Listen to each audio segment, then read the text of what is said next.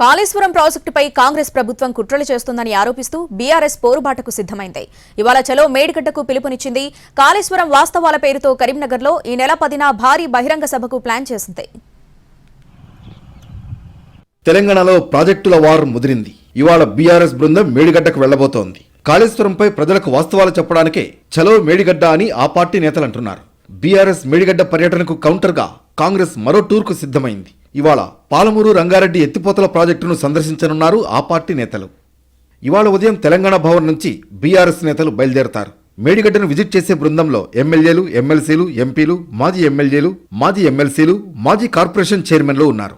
7 బస్సుల్లో మొత్తం 150 మంది నేతలు మేడిగడ్డకు పయనమవుతారు. ఇవాళ మధ్యాహ్నం భూపాలపల్లిలో లంచ్ చేస్తారు. సాయంత్రం మేడిగడ్డ దగ్గర కాళేశ్వరంపై పవర్ పాయింట్ ప్రజెంటేషన్ ఇస్తారు. పవర్ పాయింట్ ప్రజెంటేషన్ కార్యక్రమం రిటైర్డ్ ఇంజనీర్ శ్యాంప్రసాద్ రెడ్డి నేతృత్వంలో జరుగుతుంది. కాళేశ్వరం ప్రాజెక్టు రూపకల్పనకు ముందు సర్వే చేసి నివేదిక ఇచ్చిన ఇంజనీర్ల బృందంలో శ్యాంప్రసాద్ రెడ్డి ఉన్నారు.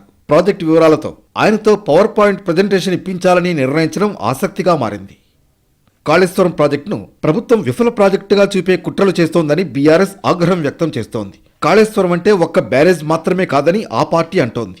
కాళేశ్వరంపై ప్రజలకు వాస్తవాలు చెప్పడానికే చలో మేడిగడ్డ అని బీఆర్ఎస్ నేతలు అంటున్నారు. కుంగిన బ్యారేజ్కు మరమ్మతులు చేసి నీటిని ఎత్తిపోయాలని కోరుతున్నారు. చలో మేడిగడ్డకు ఆటంకాలు లేకుండా బీఆర్ఎస్ జాగ్రత్త చర్యలు చేపట్టింది.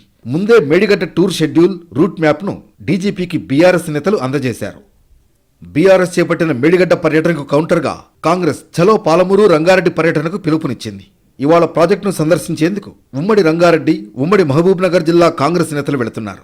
గత బీఆర్ఎస్ ప్రభుత్వంలో పాలమూరు రంగారెడ్డిని విస్మరించారని కాంగ్రెస్ ఆరోపిస్తోంది. దీంతో చలో పాలమూరు రంగారెడ్డి పర్యటనకు వెళుతున్నారు. మరోవైపు బీఆర్ఎస్ చలో మేడిగడ్డకు ప్రభుత్వ అనుమతి వస్తుందా లేదా అనే సందిగ్ధత నెలకొంది.